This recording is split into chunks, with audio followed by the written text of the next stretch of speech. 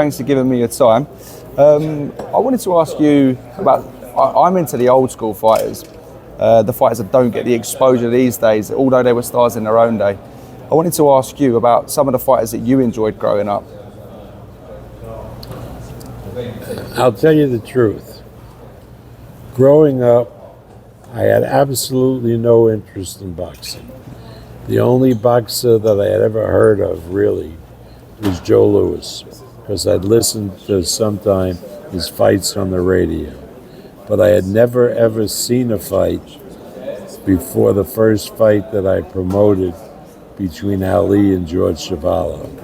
So don't ask me questions about Harry Greb or Sugar Ray Robinson, because growing up, it was only really one sport that you followed, as was baseball in the United States, and a little basketball, not even professional football. So I can't help you with fighters that start before Muhammad Ali. Yeah. Speaking of Muhammad Ali, George Chuvalo, very durable fighter.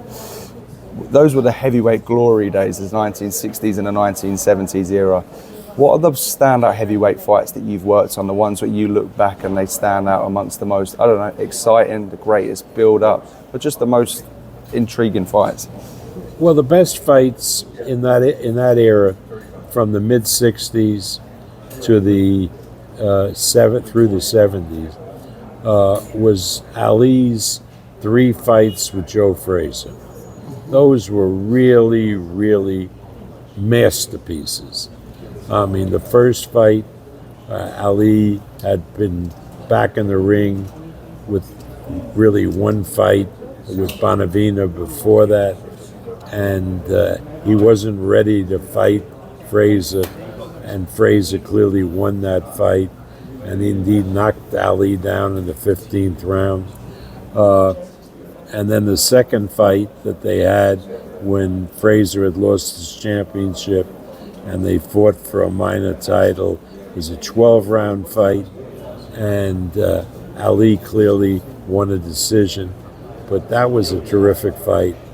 But there was nothing compared in either of those first 2 fights to the third fight in Manila. And you got to understand, I mean, the Araneta Coliseum in Manila was this dark, forbidding building. And the fight went on at 11 in the morning in Manila, because the money was coming from the closed circuit in the United States, and it had to be U.S. time. And when that fight took place, Ali described it as living death. You know, Ali started out strong. Then Fraser came on, and he looked like he was going to knock out Ali. Then Ali came on, shut Fraser's eyes, and Fraser couldn't come out for the 15th round. Unbelievable fight. Unbelievable. People came out shaking. And you're in Manila now. And now it's noon, and it's high noon, and the sun is blinding you as you come out. And it was the most eerie feeling that any of us ever had. We'll never forget it. Never, ever forget it. Yeah. You mentioned Ali, his standout would be the movement, the jab, but also the toughness, the Joe Frazier left hook. When we look back at Tyson Fury in years to come, what do you think his standout will be? How we look at Larry Holmes' jab, for instance. What do you think the standout will be for Tyson Fury when we look back? I don't think there's anything that Fury does that is that outstanding. It's just such a big presence, because how physical he is, that he can overwhelm his opponents. And he is a fairly good boxer, and he can duck punches, but he doesn't have a weapon like the left that Joe Fraser had, or the knockout punch that George Foreman had. He doesn't have that. Freakish powers of recovery, though. Maybe Larry Freak. Holmes-esque. Yeah. I've never seen anything like it. I mean, who would have, if you had a bet when Wilder knocked him down in the last round, it was over. It was over. The guy was stretched out.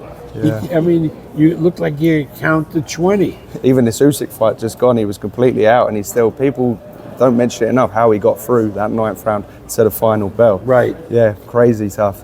I won't keep you for long because I know you're busy, but I wanted to know, all of the fighters, for all the years you've been promoting, who are the standout amongst the greatest of that time? Well, it was certainly Ali. And then next came Sugar Ray Leonard, certainly Duran, Yeah, marvelous Marvin Hagler. yeah, And then moving on, you'd have to say Oscar yeah, De La Hoya, Floyd Mayweather,